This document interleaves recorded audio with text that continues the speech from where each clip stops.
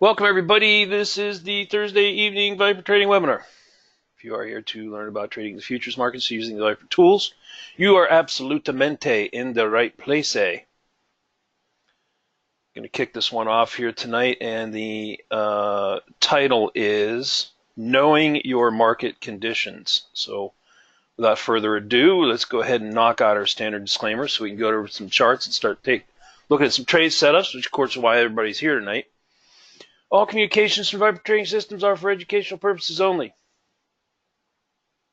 Futures and Forex trading does involve risk, and there is a risk of loss. Nothing contained in this webinar, other webinars, including the live trading room, are to be construed as investment or trading advice. And of course, all of you do know that you do trade at your own sole discretion. All right, let's get over to some charts. And now, before we get started here, when we say the words market condition, let's get to a crude oil chart here. Stand by. Let me get switched over here right now to screen one. There we go. What does that mean? What is the term? When somebody says, what is the market condition, what are they talking about? Does that mean there's like, you gotta wake up. Take a sip of tea and wake up here. Sorry about that. Does that mean that, the market's got some flu and needs to take a shot? Needs to take some medicine? Is the market sick? What kind of condition does the market have? Pneumonia? Is it serious? What say you, team? What does the term market condition mean? While you're pondering that important question, let's just take a look at crude from today. Here is crude oil. All right. Yeah, it means the direction. Okay, so let's just put that right on here, so we're all in the same page.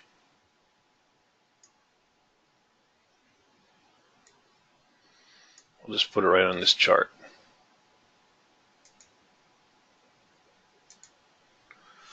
So the term market condition. By the way, if you're coming in late, don't worry about it. This is all recorded. We'll paste it up. If you got to leave early too, don't worry about it. We're going to put this up on the web for everybody to watch tomorrow morning, so don't worry about it. It is recorded. All right, so we're talking about market conditions. Oops, oopie-doo. Don't want that.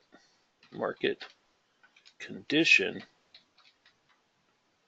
equals the more or less the state of the market.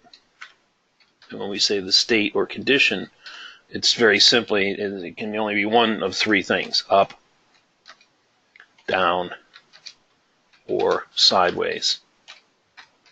Also known as chop or consolidation, however you want to call it. Sideways is the general term for it. And so it's important that at any given point in the market, we have to know whether we're up, down, or sideways, because this is going to determine what type of trades that we take.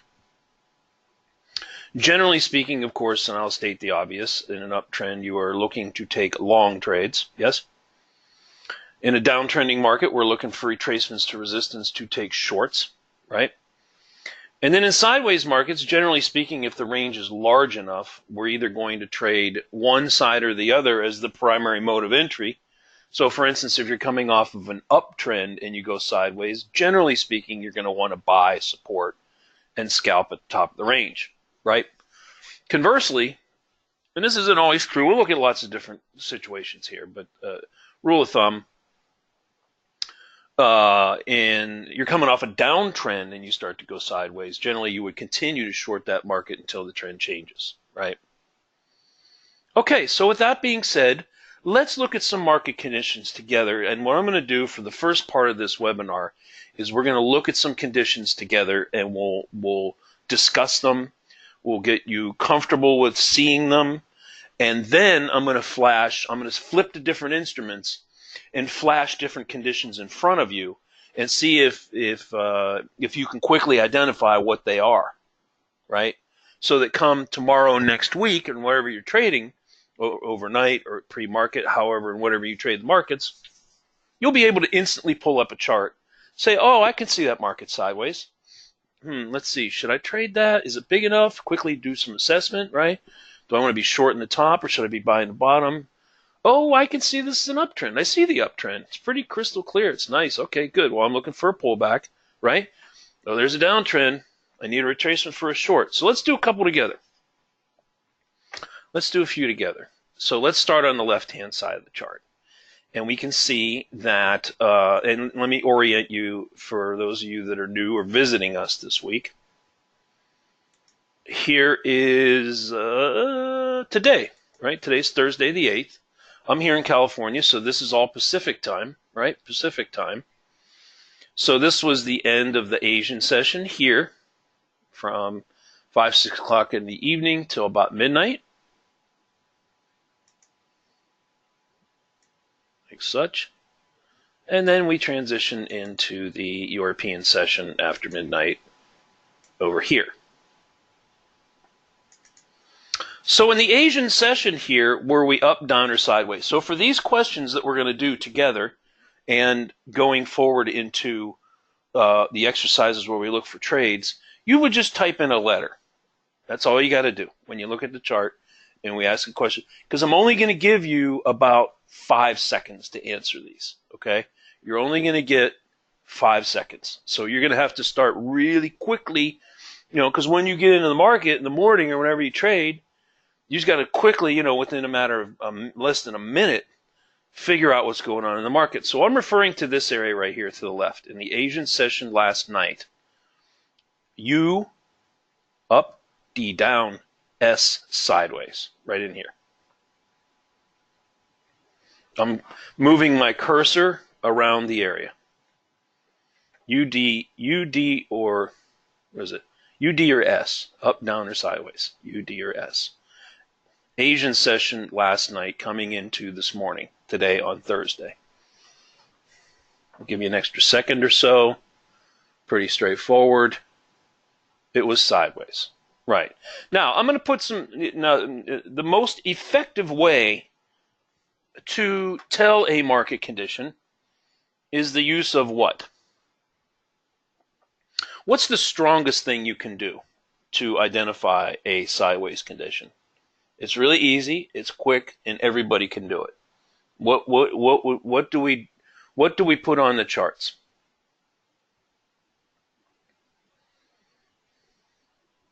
Lines. Yeah, you put support and resistance lines. I'm going to go ahead and do them right now. So you could make the case that there was some resistance up in this area right here. And you can make the case that there was some support more or less down in this area right here. And we have a saying, right? As long as it remains within the confines of the lines, you are said to be sideways, right? Although the lines help, but visually you can already pretty much see based on the swings. Now look, when you draw these lines, I get a lot of questions about this all the time. Charles, sometimes it comes up to the line, sometimes it doesn't get there, sometimes it goes through it a little bit. How do I know where to put the lines? Well, you just have to find a happy medium. For instance, at the bottom here at support, it's pretty straightforward that there, you can see there was a swing here that was at, 10:50 in the morning, right? Here's another one at 11:30, broke a little bit, came back up close to here. And the other telltale signs is that a lot of times you'll see that the background colors are striped. There's a lot of yellow bars going on. And the most obvious, the predictors are all kind of lined up right next to each other. So they're not going up or down. See the predictors? That's the ovals, real-time support and resistance levels. And the most obvious thing, of course, is that the mid-band, the middle band here, and all the bands for that matter are flat and sideways, right? That's your biggest clue right there, that you're in a sideways condition. Good. Everybody got that. Every single person gets a gold star on that one. Cool. Now, into the early parts of the European session over here, were you still sideways, or did it change to something else?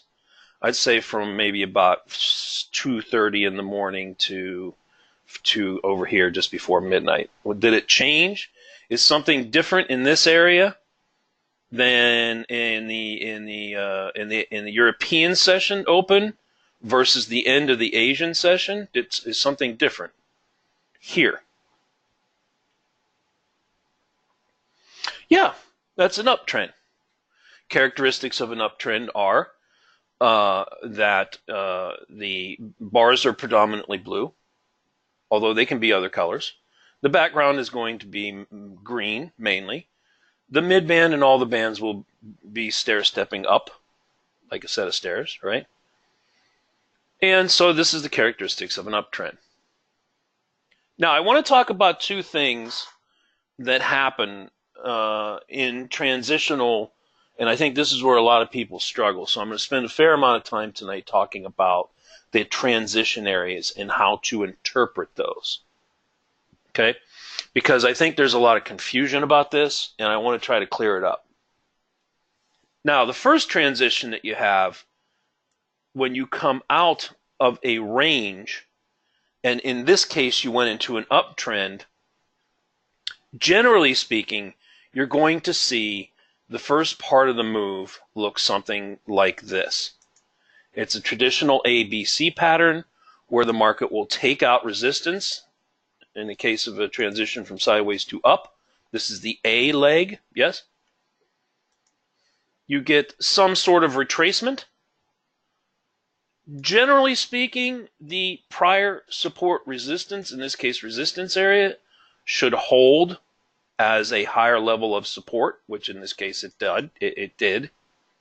Now this is the tricky part, because as this is pulling back, sometimes it doesn't hit it and it takes off, right? Sometimes it goes really deep, it'll go all the way maybe the mid-band or even a little bit deeper, but it's still a higher low, right? So you can draw a trend line up underneath of it, and you can see that you got a sort of a double bottom, and you're starting to trend up. So here, this is why this is important, is that when you come out in the case of a sideways to up, and you're looking to get that first entry, you got to really work on honing your skills in trying to find this ABC pattern when it finally settles in and bounces. Now, if you're in the room, we're going to help you. We're going to be looking at it. We're going to say, hey, if crude pulls back anywhere around that, 80, 85 area and bounces, looks like a trend change to up, we're going to be buying support on a bounce there, okay? But you want to be able to learn to see that yourself. Because the whole reason, most of you know, of course, that we do all this training is so that you are running real-time charts on your desktop right in front of you, taking trades, yes? And when we make calls in the room, we're helping you supplement what you've already seen for yourself. So you've already looked at this. You've got lines in place. You're trading crude, and you hear a call out, and you're like, you know what? I see if it takes a bounce there. Yeah, you could take a long there. I get it. Okay, everybody got that? Now let's talk about the other side of that when you go from up to sideways or up to down. Let's look at this area right in here. And I think this is the tricky area where people struggle.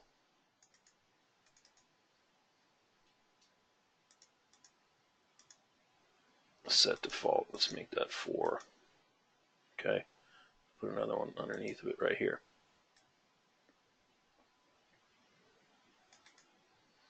So in this area that I've outlined right here, is the market still going up? Yes or no? Right in here. From about, I don't know, 1:20, 1:30 a.m. Pacific, all the way over here to, it's been in there about an hour, till almost 2:30. Right in here. Are you still going up? No. You're going sideways. Right. Now, there are a couple of different ways. You can short it, Toby. I'm gonna speak to that right now. Okay. Now there was a trade afoot which used to be called, many years ago we called it a deep probe retracement. It's been deep retracement, yellow bar retracement. The latest verbiage is a phantom. Gary calls it a phantom trade, which is fine. They all describe the following. Okay, no matter whether it's called a phantom, a deep retracement, pullback, deep pullback to support, whatever you call it, basically it is this: is that you have an uptrend move, a push in the up direction, which is this thrust right here, yes, and then you pull back deeper than the midband, and you go almost many times. I'm going to call this deep retracement. It's going to come somewhere in this area right here. Now, it can go out and touch and kiss the outermost band, as it did right here, and this is an actual, you could have actually taken this long. Now, when you take these deep probe retracements like this, your goal is to get back to the midband. So the trade down here is this right here. Okay? Now, some of you might be looking at that and saying, well, Charles, I see the deep retracement. I understand it. I've taken those sometimes. Sometimes they work. Sometimes they don't. Visually, it's tough for me because I can see the background has changed. The midband is flat and yellow. I got a lot of red and yellow bars here. It's not getting back up to the top. I see what you're saying to buy this, right? But I look at it as a possible transition from up to down, right? Some of you might be saying that. The way it's taught is that until this level is broken, you're sideways to up, and you could be buying support.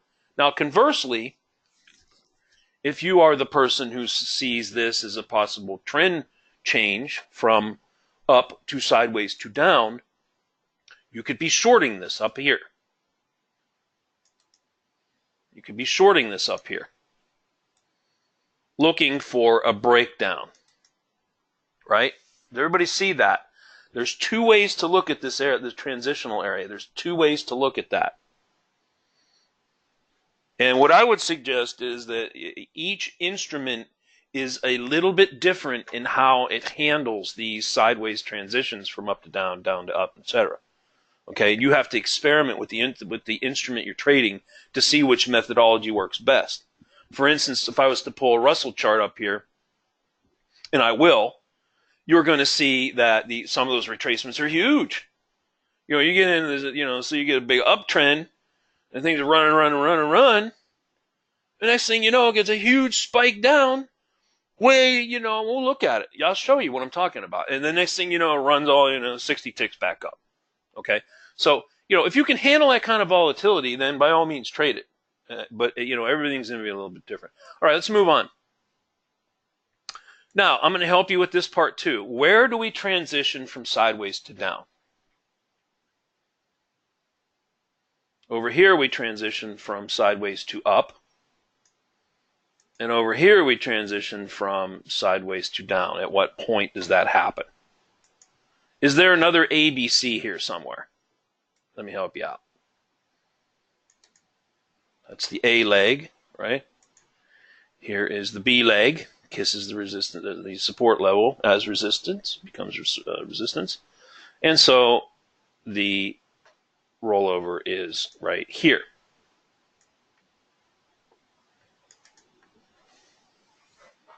Did everybody see that? When it breaks the swing at 61.99? Yes. Yeah, when this line was broken here and the background turns red, the mid-band and all the bands start to stair-step down. The bars become predominantly red, and it is kissing resistance and rolling over like such. This is now a downtrend. Okay? Yeah, I understand. There's been a lot of confusion about how to handle this area right here. Okay, coming off an uptrend, you're still buying support, technically speaking, although you can be taking shorts as well if the area is well defined and you believe that a transition to down is imminent.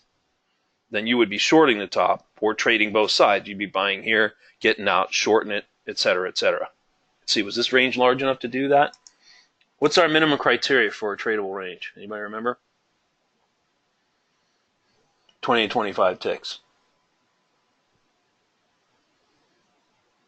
So you have, support down here around 62.03-ish and resistance up here at, 20.22. You're right at like 18, 20 ticks. You're at the very lowest end of tradability in terms of scalping. I mean, you'd have to be getting in here and then getting out here. So maybe you got maybe 10, 12 ticks on the bone there. Getting in and out, because you got to fade the top and you got to fade the bottom by the time you get in and out. Yeah. Okay, now Toby's bringing something interesting up here. He's saying this condition is very hard and challenging for me. So, question for the team.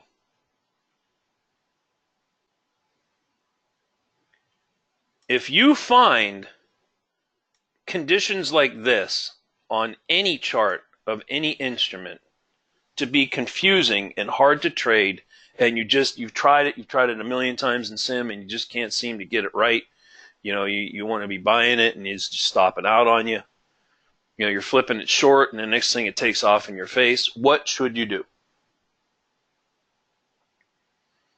If this type of thing in the big oval is, you've tried it a million times and you just for whatever reason you just can't get it. Well, let me help you out here with a couple of lines.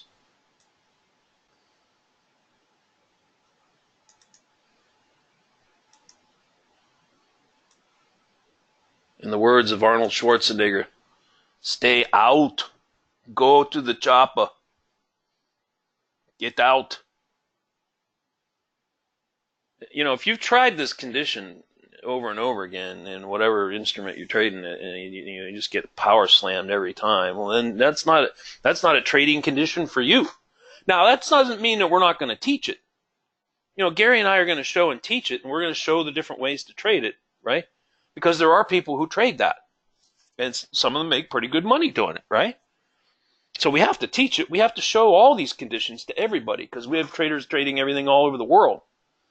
But if this one doesn't work for you, then you got to just avoid it. Many of you might be trend traders, where you can get into pullbacks in trends. You see that, and that has a very high return for you. You know what I mean? If that's you, and let's be more specific, let's say if you can really get good at mid-band trades setting up all the time, then what should you focus on?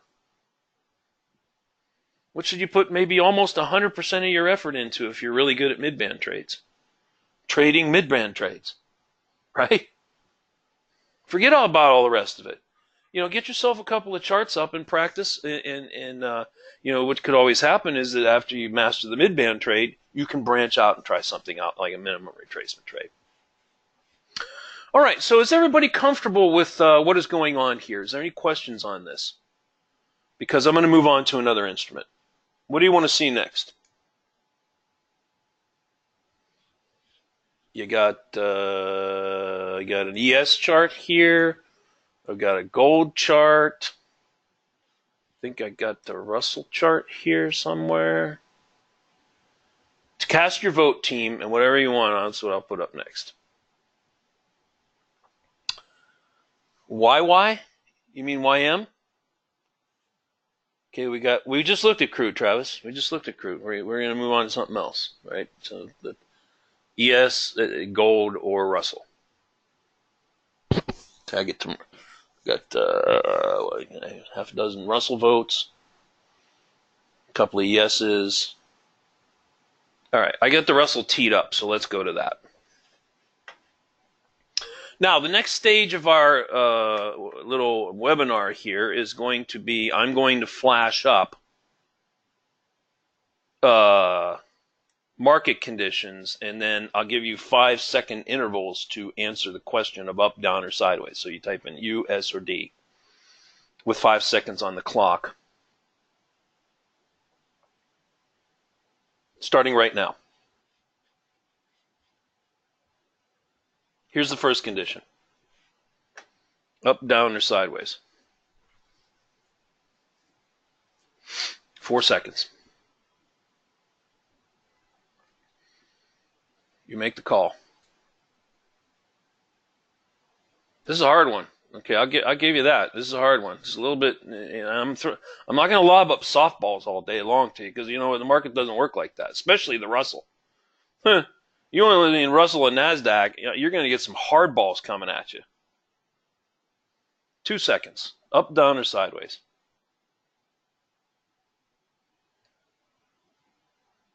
Time's up.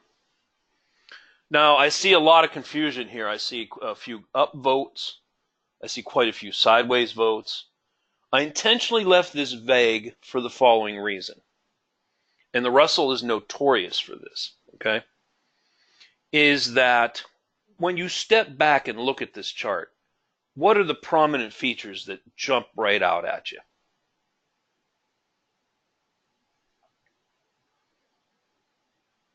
I mean, look at it. What's the first thing you notice? I mean, the most obvious thing on the chart is the striped background, right? Sideways with an upward bias. Well, it's not red. I mean, it looks like it went to Hugo Boss and got a striped shirt. Look at this. Transition red, transition green, transition red, et cetera, et cetera. And then over here, it's just a pure striped shirt. It's a striped shirt. There's not one condition where it's all red or all green. Yeah, and the swings are big, so it's a big old ranges.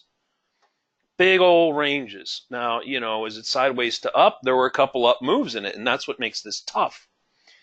Clearly you can say it was range bound over here, no question about it, but then she broke out to the upside and then plowed all the way back down to something that was just above the bottom of this prior range, just a few ticks above it. So yeah, you could make the case here that you were range bound, right? In both of these areas, large enough to trade.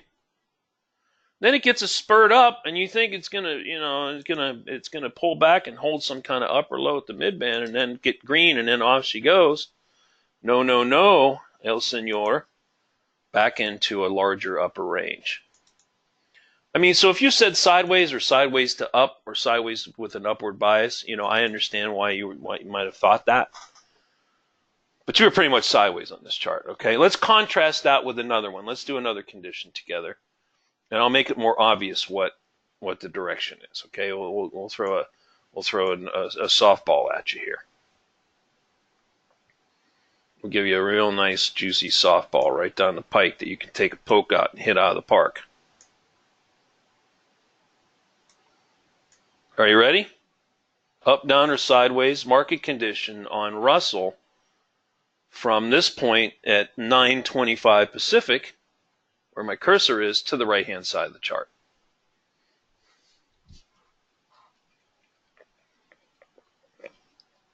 Four seconds.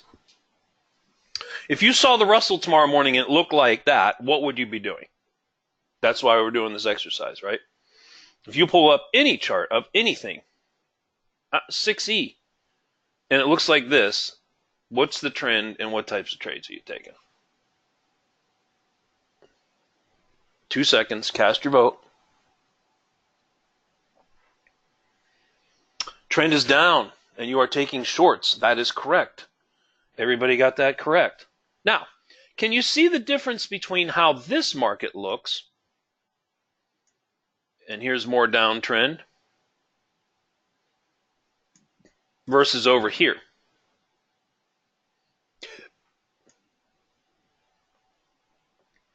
These are cases where you just have to, if the trend direction isn't clear, you got to put lines on your charts. You just have to. You have to, or you're just going to get creamed. All right, good. Let's look at another one.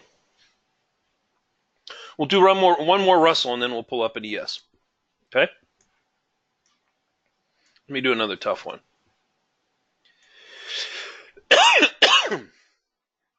Excuse me. Sorry about that.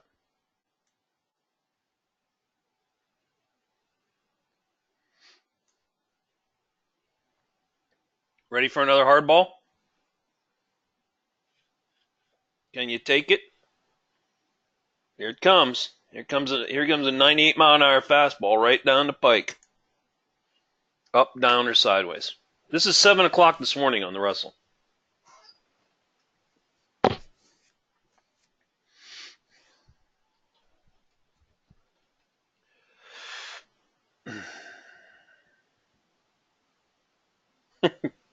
We're seeing quite the mix of answers coming in here. And that's quite kind of what I expected. Yeah, Russell can be tough some days. Don't get me wrong. I mean, Russell can, you can catch good runs on Russell, but it's almost becoming a little bit more like Spazzy Nazi and YM did, where these retracements are huge. It doesn't respect support and resistance levels, just spazzing around all over the place. Makes it very difficult to see and take trades. If you're getting spazzed out of Russell, you probably want to get away from it. V shape, I don't know what that is. You have three choices. It's a U, D, or S. There's no V in here. All right, time's up. It's pretty much sideways. Now, if you said sideways to up, I could buy into that. In the fact that there's a lot of up movement here, and you could make the case that that you were coming off somewhat of a little bit of an uptrend over here. Right? Can you see over here? So the beginning of this story actually starts a little further back here. So let me help you out on that. And I should have probably started over here, but here was the sideways action at about 7 o'clock this morning on the Russell. You were coming out of a big sell-off, if you recall, from over here. There was a big precipitous sell-off at 7. Can't remember if there was news or exactly what happened, but you were sideways up over here at the open. It just for some reason tanked. Then it did a little short consolidation period right in here. And then she started going sideways to up. So yeah, it broke up here. Here's your ABC. 1, 2, 3. Off you go. And then it consolidates again. In cases like this, you are buying support. You are sideways to up. Now, you could type that in, by the way. I should, in all fairness, I probably should have said that you can say, sideways to down or sideways to up, which means that it's mainly going sideways, but somewhat in a choppy manner. So, these little pullbacks here, where you had a transitional background and some red bars, was just simply a deep retracement into support. That's all that was. This is not a trend change in here, right? Then you bounced. I think Gary might have called this trade, and I got in it, I think, here. I can't remember.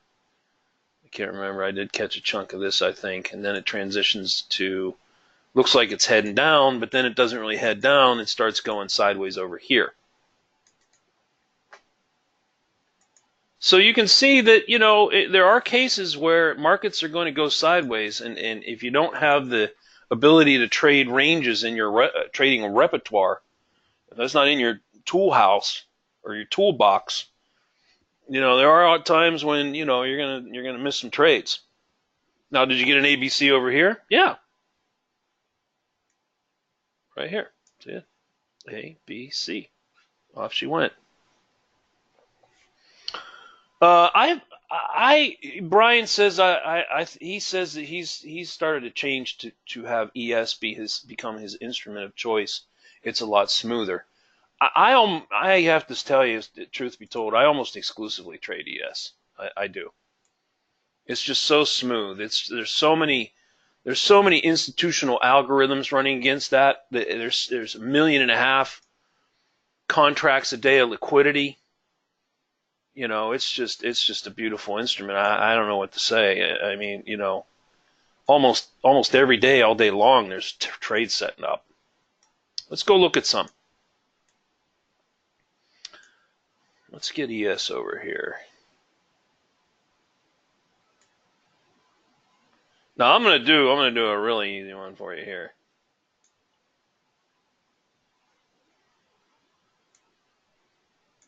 How about this one right here? This was overnight on ES.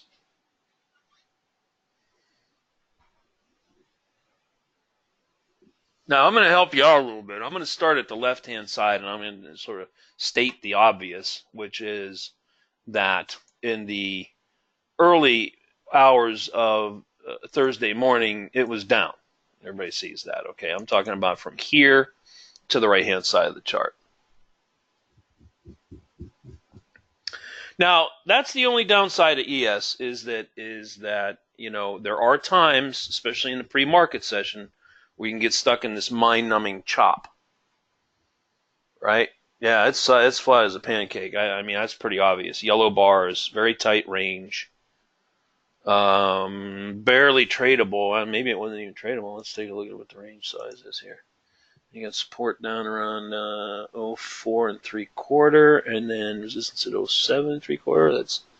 Was it 04 to 07 3 times 4 12. Okay, you're like in a 10, 12, 14 tick range. Is that large enough to trade? Right here, this range right here. Is this tradable for you? Would anybody be taking trades in here on ES in the pre-market? No. By the time you fade this up here, let's say you're taking shorts, okay? So you'd be shorting here, and you'd be looking to cover here. You know, maybe there's 4 ticks in there, maybe 5, and then you put a little bit of slippage and some commission in there. This is a perfect example of a range that you would not trade. Big ixnay oye on the 80 tray on this one. Okay? Now, what happens over here?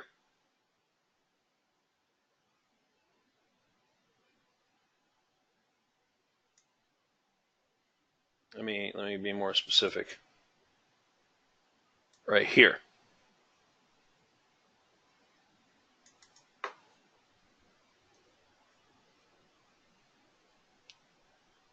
By the way, I recall, and I took this trade, the market paused here at about 639, 640.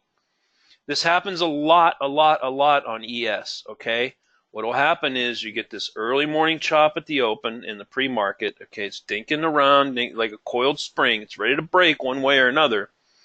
And then somewhere between 5 and 10 and 12, 15 minutes into the session, I'd say arguably between 6:35 to 6:45. In that time frame, the buy-sell programs start to kick in, and it's going to break out and run one way or another. Okay? And I remember calling out, and I took a box right here, and I said, let it go either way. And sure enough. But that's not the important thing. Let's suppose you missed that. Was there another chance to get in this ES trade if you miss this initial entry right here? You don't have to say where it is. Just, is there another place to get in? I'll give you a hint. Long. Is there another chance to get long on ES after the initial box? And does everybody see it? Hypothetically, if it's there.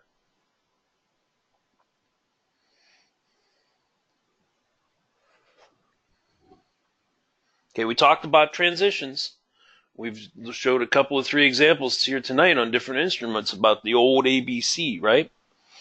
If there's one good pattern you could really kind of, learn and commit into your trading memory, ABC, the little ABCs are just so helpful. They really are, I'm telling you, because they happen almost all the time. Yeah, this pullback right here. Right here. You come down into here, and do you close below line 6 in stealth? Check mark 1, check mark 2, yes, yes. Yeah, right there. There's your B. There's your B leg into support. In fact, you come down and you kiss right where you broke out. Textbook, right? See it?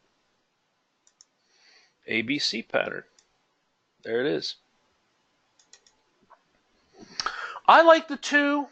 Brian, you can trade a 4. Now, caution be told, I'm using the 4 template here. Okay, so if you're going to trade a 2, I think there's some adjustments you're going to want to make in the indicators that are multi-time frame, taking them from 4 to 2. I haven't done that here, and it would tighten things up a little bit. The indicators are based on a 4, so you should make that adjustment and help you a lot. Yeah, I mean, you could trade a 4. There's advantages and disadvantages to a 4. Let me quickly explain what they are when you're looking at ES. I don't want to flip back and forth because I don't want to lock the chart up. But if you had a 4 in this consolidation area, you'd have half the bars. you'd still see the support and resistance levels, and it would still be choppy, but you'd have half the bars. Okay, I like the fact that on a 2, when you get these thrust and retracements, there's a sufficient bar. You know, if I had a 4 up here, this might be like 2 bars here, 1 or 2 bars. Sometimes on these retracements and the stop outs, you know, however you're going to trail your stop, are a little harder to see because all this activity is all bundled up into a 4-range bar. You see what I'm saying? So, excuse me, it's a personal preference. You know, you can use a 3, you can use a 4, you can use a 2. Those are all acceptable. Whatever you pick, you know, trade it a few times and make sure that's the bar of your choice before you start taking live trades. That's all I was going to say about that. Okay, let's do a couple more ESs, and then we're going to start looking for trades.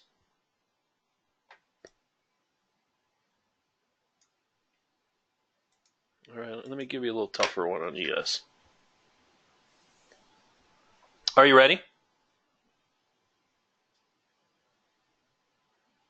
Here we go.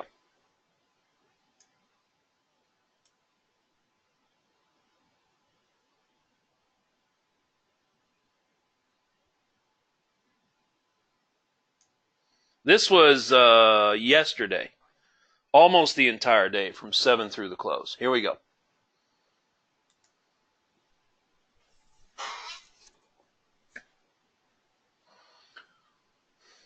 What day, oye, is the direction day.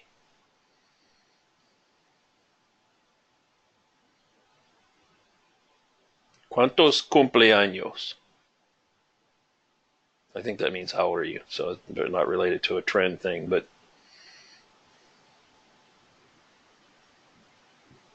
well, you know, the market yesterday, if you recall, the Dow I think the Dow ended up like 540 something points up. So the trend very definitely yesterday was up, very clearly.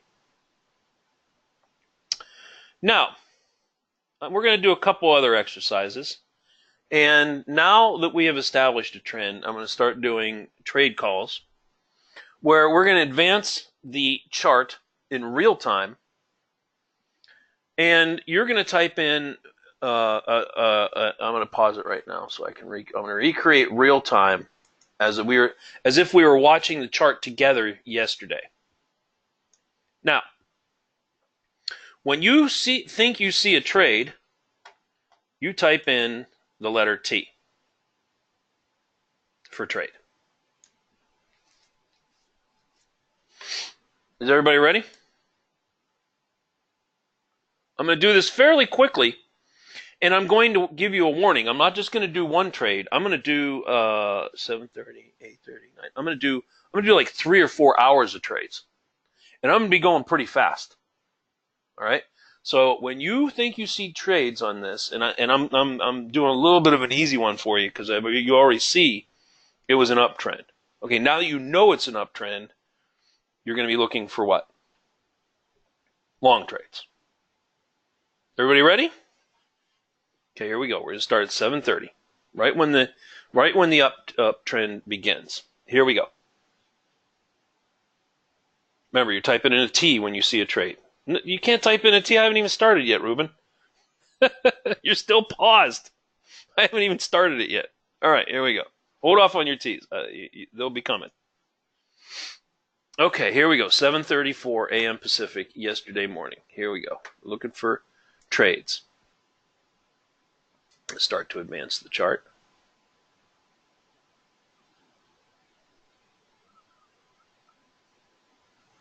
Okay, now we're 7:44. 7:48. Blow it up, make these bars a little bit bigger. 7:52, coming up on 8 o'clock.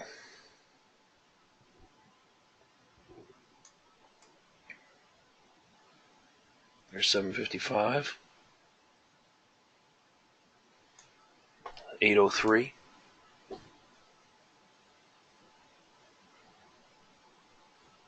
I'm clipping along here pretty good. Keep up. You got to keep up.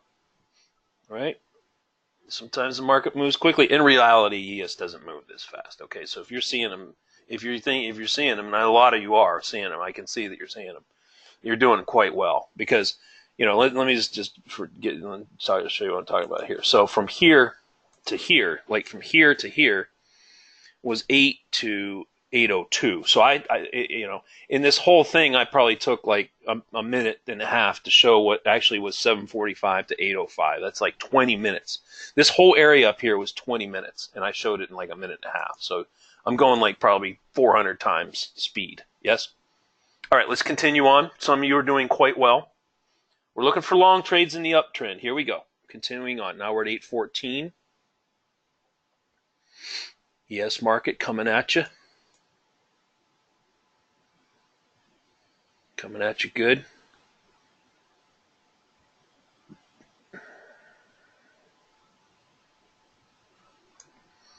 Coming at you fast. 8:36. 8:40. 8:46. 8:55. 9 o'clock. 9:04. I'm just going to do one more hour here, and we'll circle back and do a recap. 9:22. So, see, in 10 seconds, I showed 20 minutes of chart time. So, we're clipping along pretty good here. But most of you are getting them. So, good. Kudos to you.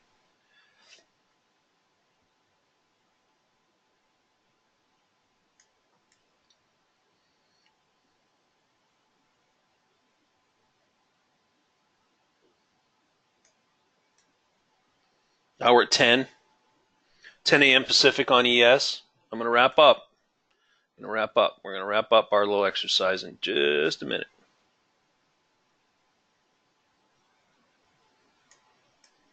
All right, there's 10:43.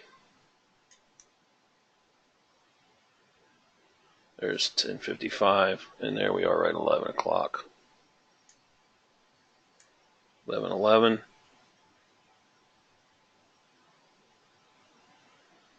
There's 11:40. We're going in almost into the close. I want to go ahead and wrap it right there. Let me put a vertical line where we wrapped, and go back to where we started.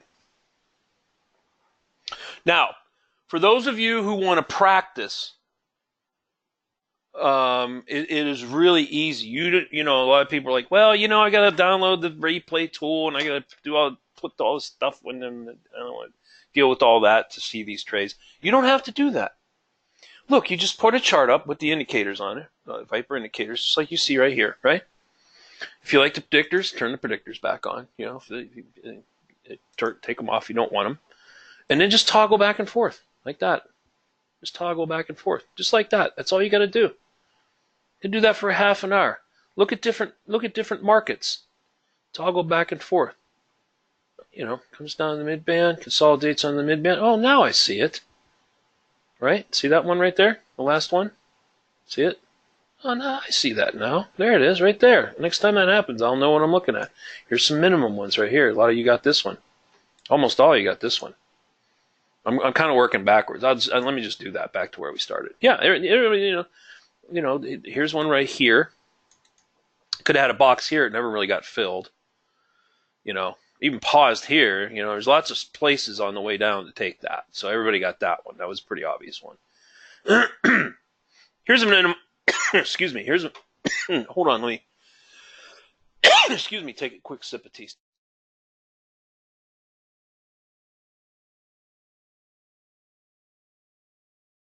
Sorry about that.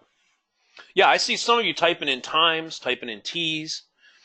No, okay, so let me circle back. So in our criteria in a long condition to take long trades, the minimum criteria is to close below line 6 in stealth. So that met that criteria here. I think almost everybody got that one. Now I'm going to tell you something to help you with some of these trades. Okay. Now let me show some examples of how they work out, and sometimes they don't. Okay, here you can make the case, yes, this was a trade. Did you ever get filled? Probably not. Okay, Now, if that happens, a lot of times they'll go lower. They'll go down to the mid-band or even maybe a little bit deeper, right? There are times, I like the fact that with a 2, you notice when you come into support, you get a cluster of bars when it sits there. Can you see that? Can you see the clustering of the bars? Over here is another good example. See? Right in here. See the bars kind of clustering around together like that? You get a lot of bars. It sits there for, a long time. This is like 7 minutes. Now, occasionally you'll get a little V spike down like this. Here's one where it came down under stealth in line 6 like that. Occasionally you'll get that, and that was actually a very good trade. Here's some more over here. People were typing in T's on all of these, which was correct. Working backwards, you had a number of them in here. I'm not going to do them all. Getting ready to run out of time here. There's one there, there's one there, there's one here, and another one over here. See them? The beautiful thing is I'm looking at a whole string of T's as I was showing this, where everybody was typing in T when you saw these. All these retracements are long trades. Right? Let's go back here. Now, I do also want to pat everybody in the back and total kudos, gold star, that I started this exercise over here, if you recall. This is where you started looking at the chart and I started advancing it. This is what I want to say was good. I was looking very sharply as I showed you this. Not one single person of you here tonight typed in any T's when this thrust was occurring in the uptrend, and that is perfect. I thought for sure I would get a T when it got up here. I thought when that thing got up there, somebody's going to type a T in and want to take that trade. And everybody knows, of course, that's a no-no, right? We don't buy and sell thrust in trend moves.